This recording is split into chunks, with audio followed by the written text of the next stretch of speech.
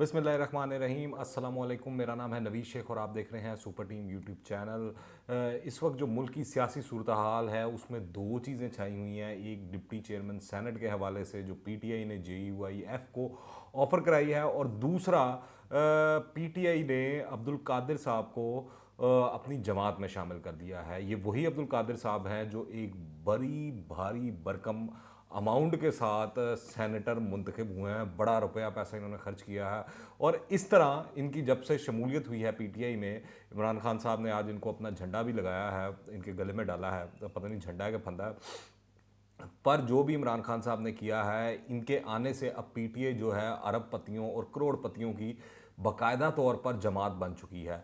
आप देखें, हर गुजरते दिन के साथ ताकतवर हलकों के लिए जो चॉइसेस हैं वो भी महदूद होती जा रही हैं। गुज़िश्ता 3 साल में ताकत के सब मराकज़ हुकूमत की पुष्ट पर रहे हैं। हुकूमत के वजूद से लेकर अब तक हर तरह की हमायत की गई है। कहाँ कहाँ से कैसे कैसे इदारों ने हुकूमत का पता नहीं किस किस तरह उन्होंने साथ दिया है। जो दोस्त कल तक ये कह रहे थे कि पीडीएम जो है वो नाकाम हो गई है, उनको अब मालूम हो गया होगा कि तहरीकें एक दिन में कामयाब ना तो होती हैं और ना ही नाकाम होती हैं। अभी तो ये शुरुआत हुई है, अभी आगे भी चलने हैं मामलात और चीज़ें चलनी हैं। अभी जनरल इलेक्शन में अभी 2 सवा 2 साल पड़े हैं, तब हम देखेंगे कि क्या रिज़ल्ट निकला इस तहरीक का और क्या चीज़ें सामने आती हैं। हुकूमत ने इस वक्त सूरत हाल ये है कि JUI फे को डिप्टी चेयरमैन सेनेट की ऑफ़र करवा दी है। परवेज़ खटक ने कहा कि अब्दुल गफूर हैदरी को ऑफ़र की है कि हमारे डिप्टी चेयरमैन सेनेट बन जाएं। तो मुझे इस तरह महसूस हुआ कि परवेज़ खटक उसी जमात के वज़ीर हैं जिनका लीडर डीज़ल डीज़ल कहा करता था, जिनका लीडर बताता था मैं चोरों के साथ हाथ नहीं मिलाऊंगा, जिनका लीडर कहा करता था चलें छोड़ें अब बात बहुत लंबी हो जाएगी, मगर जितने यू टर्न इमरान खान ने ले लिए हैं मैंने अपनी ज़िंदगी में किसी को लेते हुए नहीं देखा था। आज तो मेरे ख्याल से वो शायद उस्मान बुज़दार साहब की छुट्टी का भी बिल्कुल उन्होंने सारा सीन और वो ड्रामाटाइजेशन जो कहते हैं ना वो तैयार की हुई। आज वो 1 to 1 पहले उनसे मुलाकात की, फिर उसके बाद वफाकी वज़रा का एक टोला आया, उन्होंने भी मुलाकात की। फिर वो हमने सुना कि वो बड़े ही एक किचन कैबिनेट के मशहूर वज़ीर हैं शेख साहब। कल शायद उन्होंने कोई इंटरव्यू दिया जिसकी वजह से वो उनको खान साहब को गुस्सा है, क्योंकि उन्होंने उसमें बता दिया कि खान साहब को मालूम है कि इतने MNAs ने जो है सेनेट के इलेक्शन में वोट नहीं दिया, उनमें से कितने बिके और कितने नाराज़ थे।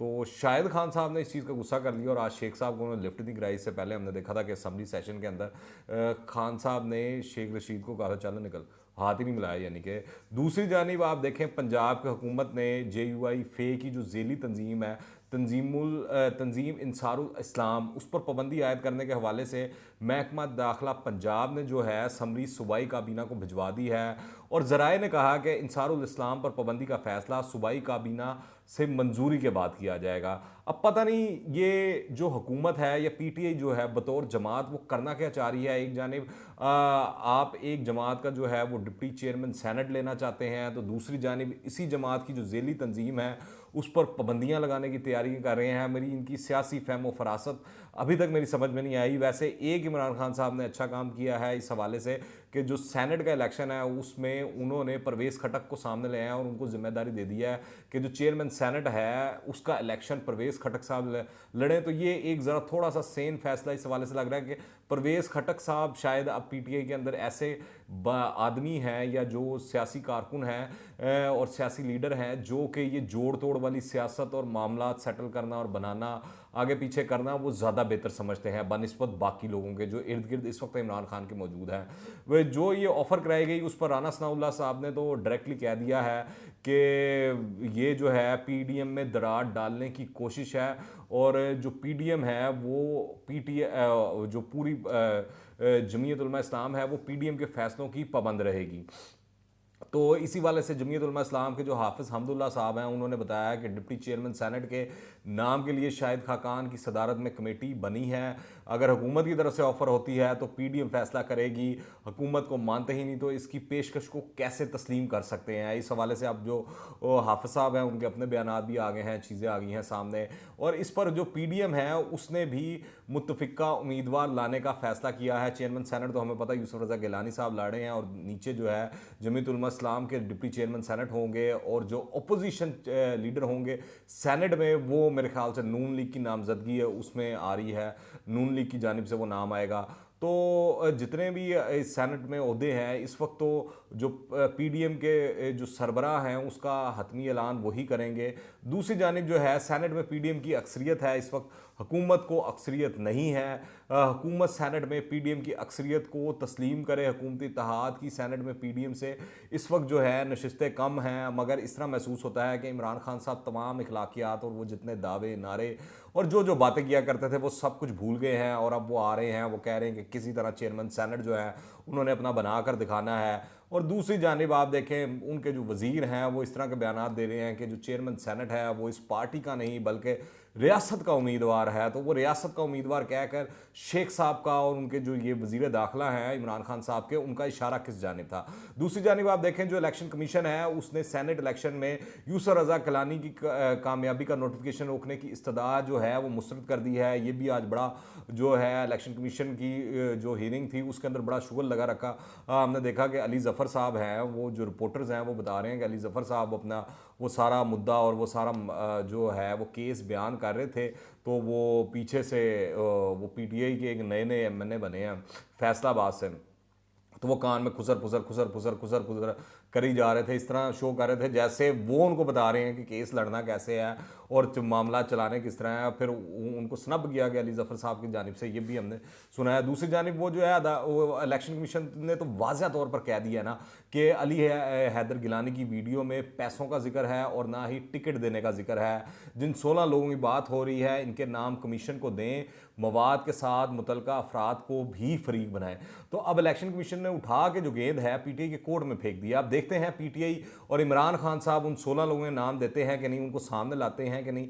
चले 16 नहीं, वो जितने जो वो उस वीडियो के अंदर 3 4 5 लोग जो मौजूद थे उनको ही आगे कर दें, उनको ही कुर्बानी और बलि का बकरा बना दें, तो हम मान जाएंगे कि पीटीआई और इमरान खान साहब छा गए और उन्होंने एंड कर दिया है इंसाफ की खातिर और जो है आइन व कानून की पासदारी की खातिर। और एक खबर ये भी है, जिस तरह मैंने शुरुआत में जिक्र किया कि 70 करोड़ देकर सेनेटर मुंतखब होने वाले अब्दुल कादिर साहब को इमरान खान ने आज पीटीआई में शामिल कर लिया है। तो ये है वो ईमानदारी, ये है वो साफ चली शफाफ चली, और ये है वो इखलाकियात का दर्स जो इमरान खान साहब इस मुल्क को कौम को भी दिया देते हैं, और उसका अमली जामा आज उन्होंने अब्दुल कादिर साहब को पीटीआई का झंडा पहना कर 70 करोड़ में जो सेनेटर मुंतखब हुए हैं वो उसका अमली सबूत दे दिया इमरान खान साहब ने।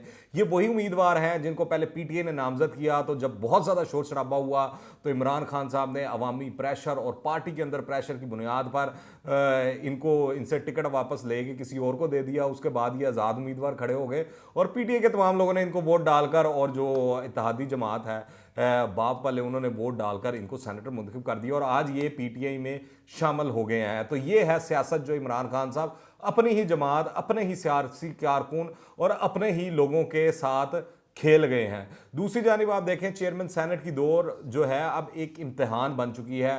पीडीएम का मकसद जो इस वक्त नज़र आ रहा है वो ये महसूस होता है कि वो हुकूमत को थकाना भी चाहती है और आजमाना भी चाहती है, मगर बदलना नहीं चाहती। हालात वहाँ पहुँच गए हैं जहाँ बकौल चौधरी शुजात हुसैन के कोई जमात हुकूमत संभालने और कोई वज़ीर आज़म बनने को तैयार नहीं होगा। आप देखें पीटीआई ने गुज़िश्ता 7 में से जो 6 ज़िमनी इलेक्शन हैं वो हार दिए हैं। इनकी क्या वजूहात हैं ये भी आप ज़रा गौर फरमा लें, इनके ऊपर भी आप ज़रा नज़रें दौड़ाएं तो आपको पता लग जाएगा। फ़िलहाल सूरत हाल ये है कि मुल्क के अंदर जो ब्रायलर का रेट है वो ऐसे जा रहा है, और कई शहरों में तो वो 500 का जो वो हदफ है उसको भी अबूर कर चुका है और नीचे आने का नाम नहीं ले रहा। मगर हुकूमत कहाँ है, हुकूमत का पता नहीं, हुकूमत कहीं सोई हुई है या सेनेट इलेक्शन के हवाले से जोड़ तोड़ करने में मसरूफ़ है। उसको नहीं होश के अवाम किन हालात में ज़िंदगी गुजार रही है, अवाम के मसाइल क्या हैं, अवाम किस परेशानी के आलम में इस वक्त मुब्तला है। बस हुकूमत को तो ये पता है कि उन्होंने 90 सेंट जो है बिजली का रेट बढ़ाना है, और आज ये ताज़ा ताज़ा तोहफ़ा हुकूमत ने अवाम को दिया है। मेरे ख्याल से अभी तक जो सेनेट का इलेक्शन है चेयरमैन के हवाले से वो बड़ा ही कांटे का मुकाबला होने जा रहा है यूसुफ रज़ा गिलानी और सादिक संजरानी के दरमियान। और इस वक्त जो अभी तक बताया जा रहा है वो ये है कि 50-50 पोजीशन है और मामला किसी भी तरफ जा सकते हैं। मगर अगर इमरान खान साहब चेयरमैन सेनेट का इलेक्शन भी हार गए तो ये उनके लिए बहुत बड़ी सुबकी होगी और आने वाले दिनों में मज़ीद मुश्किलात इमरान खान साहब के लिए और उनकी जमात के लिए नज़र आ रही हैं, क्योंकि एक तरफ महंगाई का तूफान है तो दूसरी जानिब पीडीएम का लॉन्ग मार्च होगा। आप क्या राय रखते हैं नीचे कमेंट्स में लाजमी बताइएगा। अगर आपने अभी तक इस चैनल को सब्सक्राइब नहीं किया तो इस चैनल को सब्सक्राइब कर लें और जो घंटी का निशान है इसको भी लाजमी प्रेस कर लें। दुआओं में याद रखिएगा। अंटिल द नेक्स्ट टाइम, अल्लाह हाफिज़।